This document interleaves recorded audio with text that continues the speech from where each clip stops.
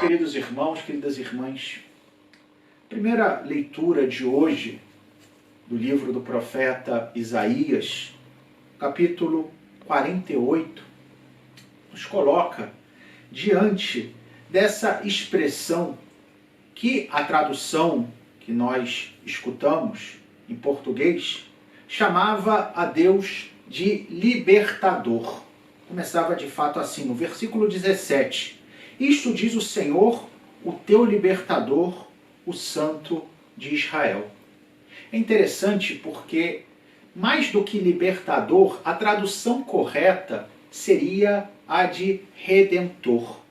Isso porque a palavra em hebraico, a que faz referência o profeta Isaías, é uma palavra que no Antigo Testamento tem um sentido muito específico, que é o termo Goel. A palavra Goel, ou redentor, sobretudo se olhamos na lei de Moisés, era uma figura que tinha por missão redimir as pessoas em diversas circunstâncias, como por exemplo, um sujeito que tivesse caído na escravidão. O Goel, ou seja, o redentor, era aquele que ia resgatar o sujeito da escravidão. Ou ainda, dado que no Antigo Testamento vigorava a lei de talião, olho por olho, dente por dente, o Goel, o redentor, era aquele que cometia um ato de justiça para compensar uma injustiça, o que muitas vezes significava o que nós hoje chamaríamos de vingança.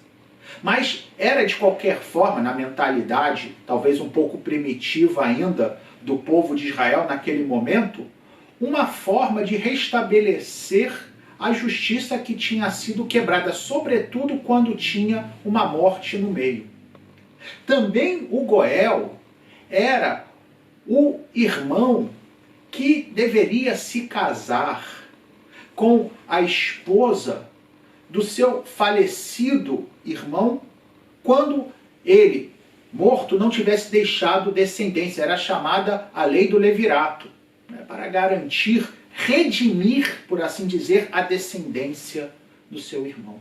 Pois bem, essa ideia daquele que redime, daquele que resgata, daquele que vinga, não no sentido evidentemente violento, mas no sentido de fazer com que a justiça possa vencer, Deus assume para si esse título. Eu sou o Redentor.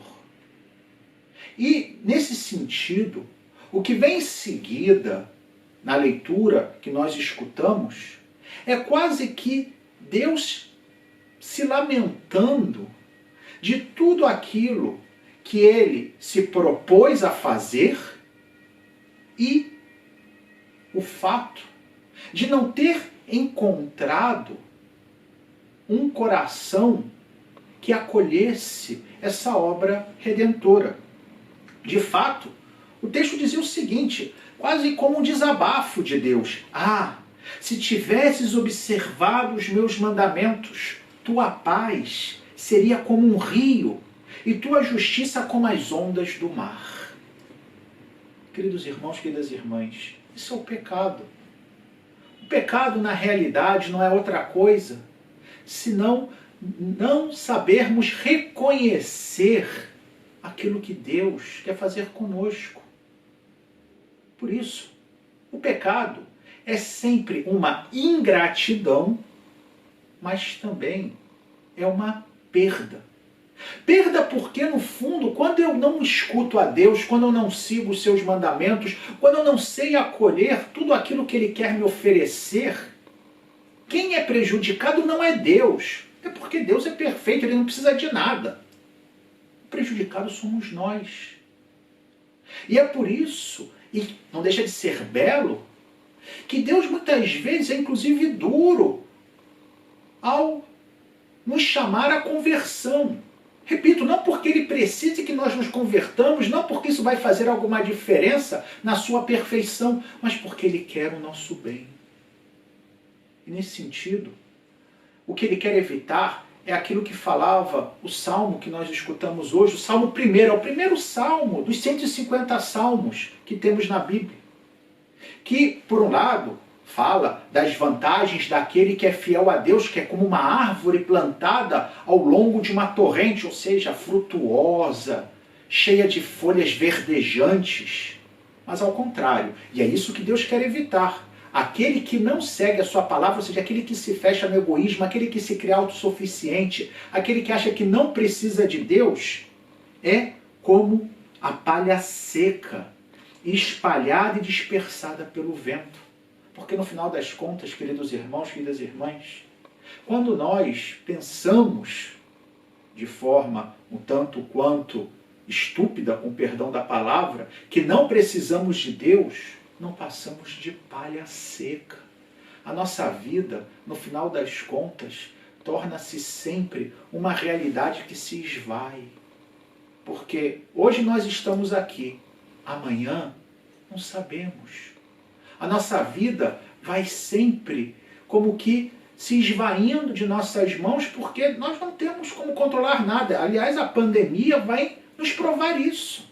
A nossa fragilidade, a nossa incapacidade de poder viver autonomamente. E por isso precisamos de Deus.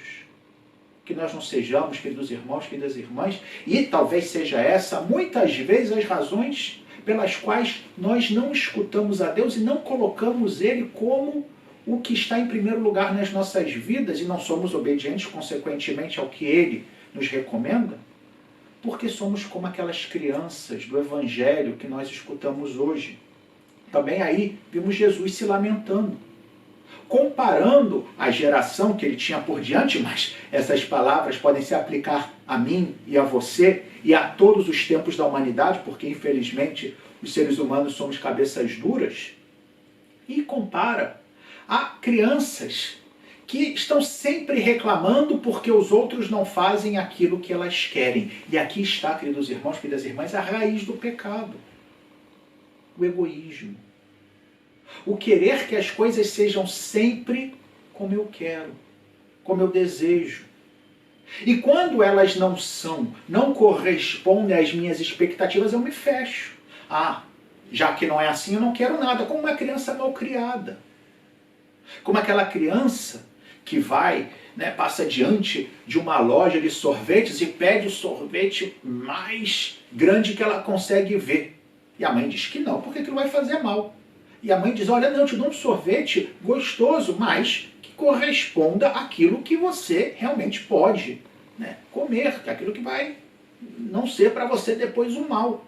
E a criança diz, então se não é como eu queria, eu não quero é nada. E faz malcriação. Somos eu e você assim com Deus tantas vezes.